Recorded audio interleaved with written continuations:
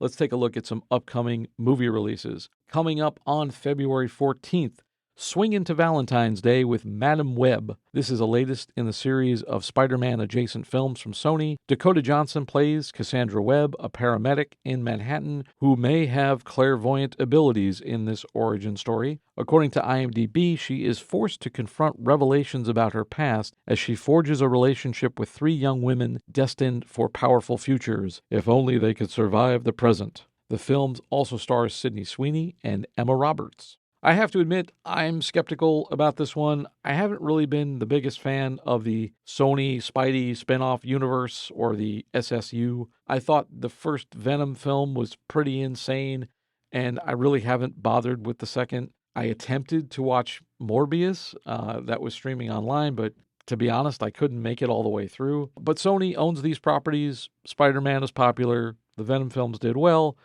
So we're going to keep getting these. In fact, we're going to get two more this year, including Kraven the Hunter, which stars Aaron Taylor-Johnson and Russell Crowe. Taylor-Johnson plays Sergei Kravenov, a young Russian immigrant who is on a mission to prove he is the greatest hunter in the world. According to Rotten Tomatoes, Kraven was originally set to appear sometime in the Andrew Garfield Spider-Man universe, but that was discontinued. So now we're getting another origin story. According to the trailer, we see Kraven get his powers through some magic lion's blood thing. Also in this film, he appears to be another anti-hero who fights the evil doings of his father, who's played by Russell Crowe. This one's scheduled for August 30th. Then we've got, in November, an expected Venom sequel. This will be the third Venom film starring Tom Hardy. Also listed in the cast are Juno Temple of Ted Lasso fame, and Chiwetel Ejiofor, my favorite actor name to say. According to IMDb, the first Venom film had an estimated budget of $100 million and grossed over $850 million worldwide. The sequel, Venom Let There Be Carnage, had an estimated budget of $110 million and grossed over $500 million worldwide. I think the first film did better than expected, and that's why we got the second film. I think the trend will continue, and the third film will probably make some money if the budget's not too bloated. But I don't know if we're getting a fourth one of these unless we somehow get Tom Holland's Spider-Man into these movies. Which brings me to my next point, which is I don't think these SSU films really work, mainly because there's no Spider-Man in them. I think all these characters work better as villains when they have a Spider-Man to play off of, and they don't really work as the anti-heroes that Sony is trying to make them into. There's no word as to whether or not these characters will appear in the MCU, but it's interesting to see what Marvel will do with them, if anything. I know Tom Hardy appeared briefly in like an after credits of the last Spider-Man film, but that might be the only thing we see of him. But we'll see. I'm interested. I want to see what Kevin Feige and Marvel do with these characters, if anything at all. Are you going to go see Madam Web or Venom or Kraven? Let me know. Tweet at us at BTR Productions.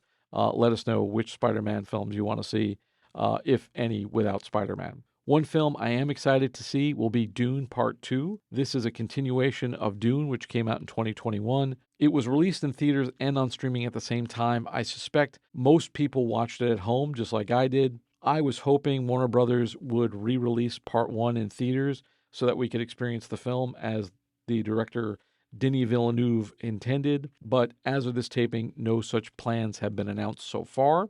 Now, Part 2 will continue the story of Paul Atreides as he unites with the Fremen to seek revenge against the Harkonnens who destroyed his family. Film will star Zendaya, Rebecca Ferguson, Florence Pugh, Austin Butler, Dave Bautista, and of course Timothée Chalamet. And we're going to get the great Christopher Walken as the Emperor. That's the price of admission right there, in my opinion. I feel like Villeneuve really understands this material. He understands these characters. And I really feel like he's going to stick the landing. I hope he does. Dune Part 2 arrives in theaters March 1st.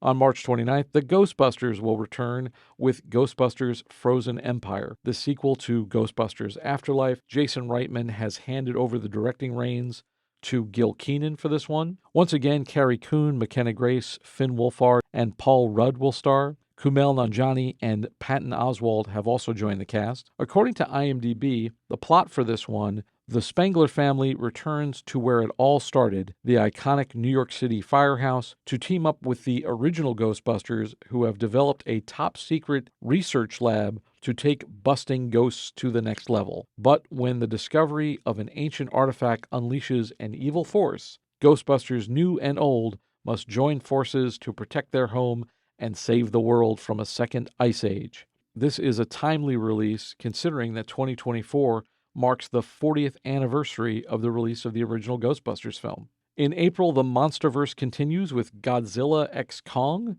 The New Empire. I think that's how they're saying it, Godzilla x Kong, or is it Godzilla times Kong? According to IMDb, the new installment of the Monsterverse puts the mighty Kong and fearsome Godzilla against a colossal, deadly threat hidden within our world, which threatens the existence of their species and our very own, as well as diving deep into the mysteries of Skull Island and beyond.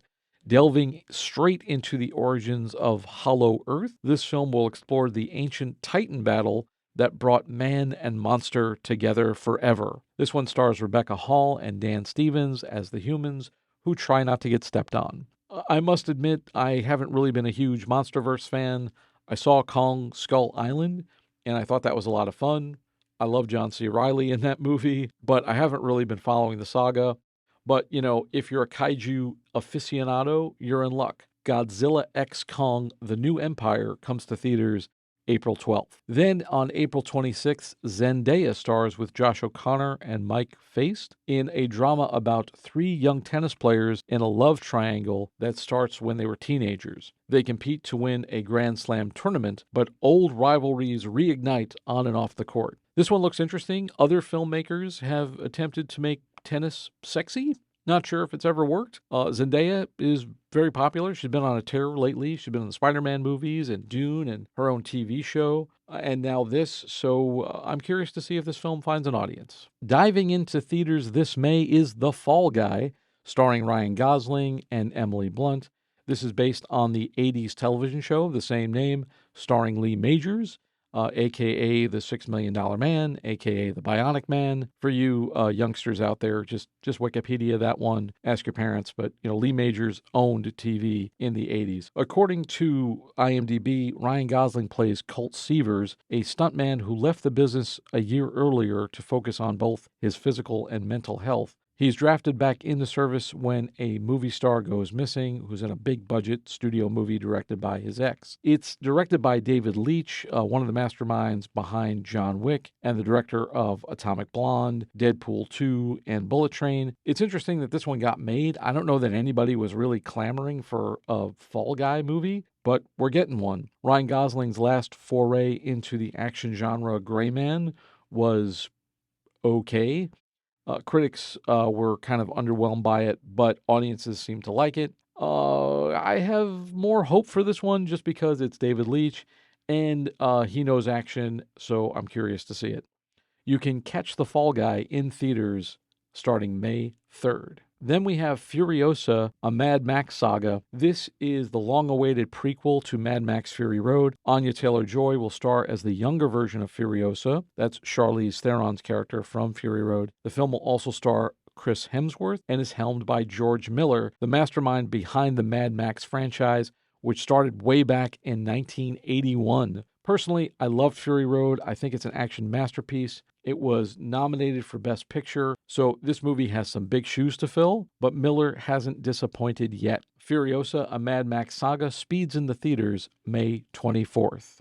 Also on May 24th, we return to the simian world with The Kingdom of the Planet of the Apes. According to IMDb, many years after the reign of Caesar, a young ape goes on a journey that will lead him to question everything he's been taught about the past and making choices that will define a future for apes and humans alike. This looks to me like we're getting the future world that was the Charlton Heston universe, the original Planet of the Apes from 1968. It'll be interesting to see what new twists and turns are in store for this new version, kind of reminiscent of what they did with Mark Wahlberg's version of Planet of the Apes when they did the remake with Tim Burton. But this looks to be more from the apes' perspective. I'll be interested to see what they do with this new version of the story. In June, Ballerina jetés into theaters, starring Ana de Armas. This is a spin-off of the John Wick franchise. Ana de Armas plays a young female assassin who seeks revenge against the people who killed her family. Len Wiseman is at the helm for this one. You'll remember him from the Underworld franchise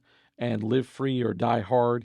He's got a great action track record. According to IMDb, Keanu Reeves, aka John Wick, will make an appearance. Not much else is known at this time, but we do have a release date for June 7th.